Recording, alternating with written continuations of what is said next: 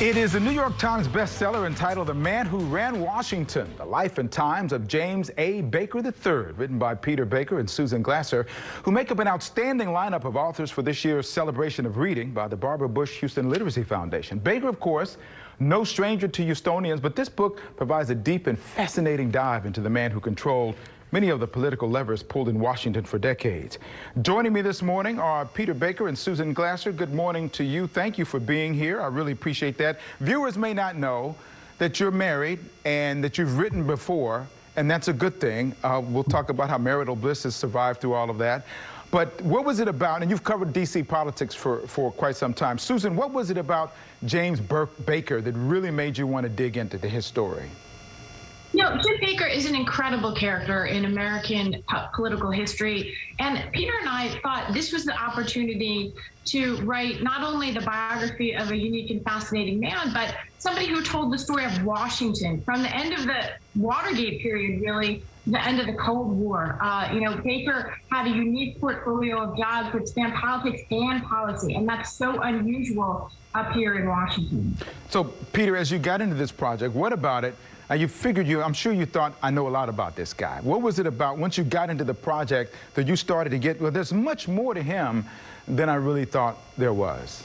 Well, I think that's exactly right. I mean, as Susan said, obviously, we know his glittering resume and his influence in world affairs and in Washington for so long. I think one of the things we didn't know as authors and biographers was a personal story, a story of Houston in a lot of ways, how storied his family is in Houston, how important it has been to the development of the city, and his personal tragedy with his first wife passing away helped launch him into politics, ironically. He merged his family into another family, and they had 7 kids, eventually had an 8th. And struggles that they had even behind the scenes while he's pulling the strings of power, as you said, in Washington. It's a fascinating story. And I really enjoyed reading about the early beginnings of his story, backing to the other earlier generations as well. One of the many observations I had about reading this book was the loyalty of James Baker. I'm not talking about the loyalty to an individual, but to the Republican Party. He clearly had been devoted to the party and its presidents through the years. He remained so for quite some time as well, even though he had almost nothing in common with them except for party. Peter, what was it about him? What do you think it was about him that he remained so loyal to the GOP no matter what? Yeah, it did, because of course he started life as a Democrat. Like many conservatives in Texas, he migrated to the Republican Party in midlife. But once he was there, he became a pretty sharp partisan. And he, even if he had battles with conservatives within his own party, he stuck with the party. Obviously, President Trump was one of the most, biggest examples of that. He didn't particularly like President Trump. In our interviews with him over the years, he said that President Trump was either crazy or nuts, and yet he voted for him because he said, I'm still a Republican no matter what, even if my party has left me. So, Susan, talk about some of the challenges of not only the process. I would guess just writing a book is an interesting and challenging thing, but when you're working together with your husband, who you see a lot anyway, what kind of challenges were there to keep things on track? Well, look, the good news is we're still on speaking terms, so it worked out okay in the end. Writing a book is a very difficult process, and generally speaking, it's best to, and you're happiest about it when it's finished. So there's that. But look, this was actually a very long project for us.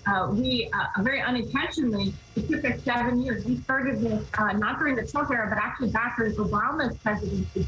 At a time when it was already clear that the dysfunction in Washington, the gridlock, it just marked such a different period of time than the one that we would examine. And that, of course, only became more a part of the story as we saw incredible divisiveness last year. So I was grateful, frankly, that Peter and I were embarked on this project together, because imagine doing, from my point of view, such an all-consuming thing as a book like this, and you weren't doing it together. At least we always, were in it together. I never knew 7 years. That is an amazingly long time, it seems, from someone who hasn't written a book like this. So now, what kind of projects are you working on now? That took 7 years. What's next for you guys? Well, we're actually now working on a book on the Trump presidency. It will not take 7 years, but we are working on it together. That's a good sign. Because we do think that the last 4 years have been rather extraordinary in our history, and we need to find a way to record that for posterity, so future generations understand what's happened in our country, what was important about it. And his relationship, Trump's relationship with Washington, of course, so radically different than Baker's.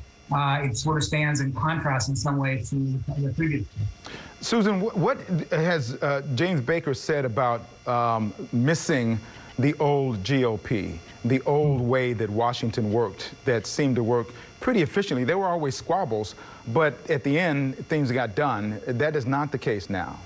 No, I think you're right to point that out, that getting stuff done in many ways really was Jim Baker's mantra. He was, at the height of his power, ultimately a pragmatist, not an ideologue. And he sees that, by the way, as a part of the legacy of Ronald Reagan, whom he served as both chief of staff and then as Treasury Secretary. And Baker's view is that Reagan sometimes misportrayed, or the emphasis is on the Reagan Revolution part and not so much on the Reagan getting things done part. But, he points to Reagan's famous saying that, I'd rather get 80% of what I want than go with my flag flying. And I think that was in some ways his mantra. Look, the political incentives were also different, right? It wasn't just the personnel that were different. The incentives in politics were the reward system was, you weren't winning office and then expected just to sit there and yak about it on TV. You actually had to have a record to run on.